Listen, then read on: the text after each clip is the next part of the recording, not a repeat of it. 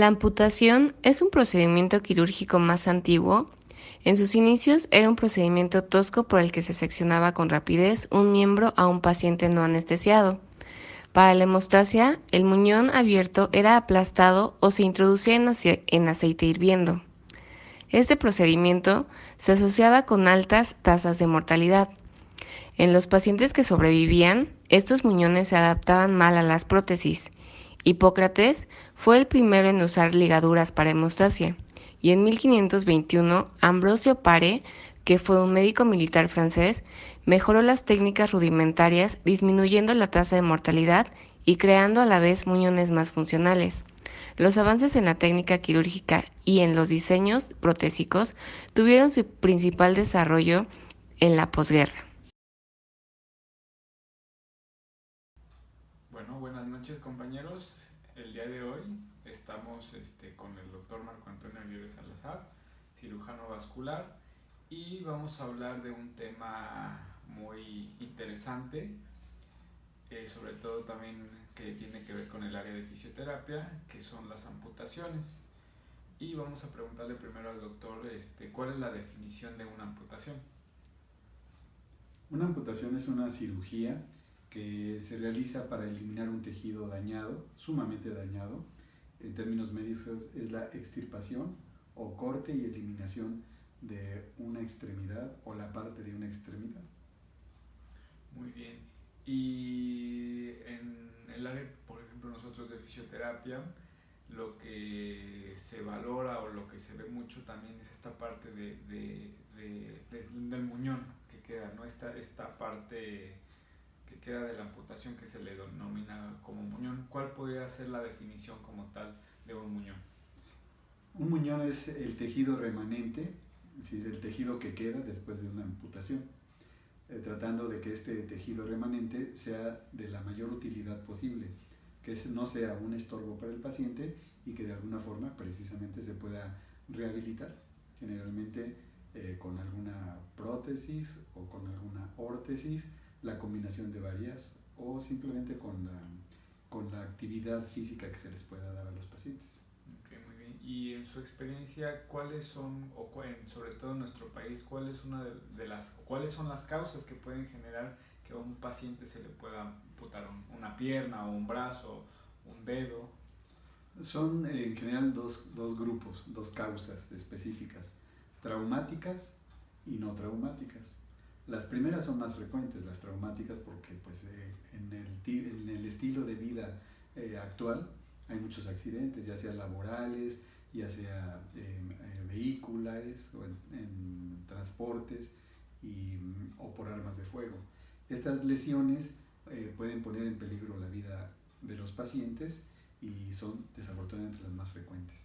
La segunda grupo de causas son las no traumáticas y ahí hay una gran cantidad de causas. Por ejemplo, las más frecuentes en nuestro medio son las isquémicas.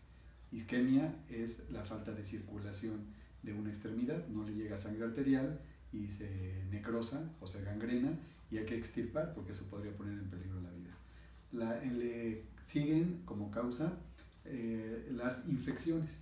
Pondría el ejemplo de los pacientes con diabetes que llegan a tener pie diabético y que una infección también puede poner en peligro la vida del paciente y en esos casos también hay que hacer una amputación casi siempre de una extremidad por arriba o por debajo de la rodilla.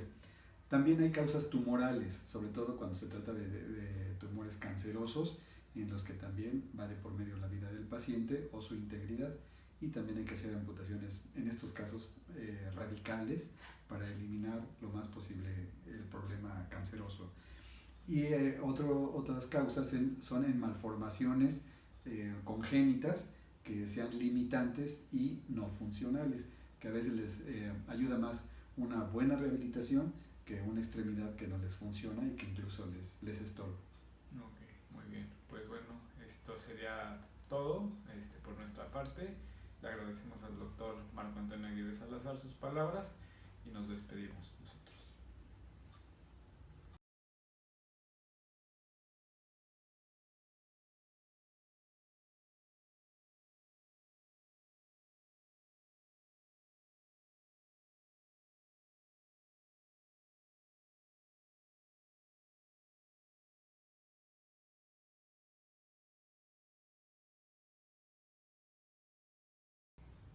Bueno, y aprovechando también que estamos platicando con el doctor Marco Antonio Aguirre Salazar, quisiéramos preguntarle también qué características debe cumplir un muñón.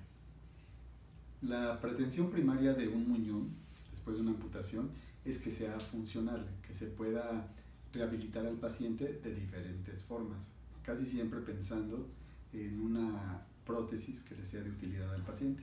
Y para que el paciente pueda utilizar una prótesis adecuada, lo primero que tenemos que cuidar es la longitud del muñón. En ocasiones, por querer tener un muñón lo más largo posible, por conservar tejido, lo dejamos tan largo que no es posible aplicar una prótesis.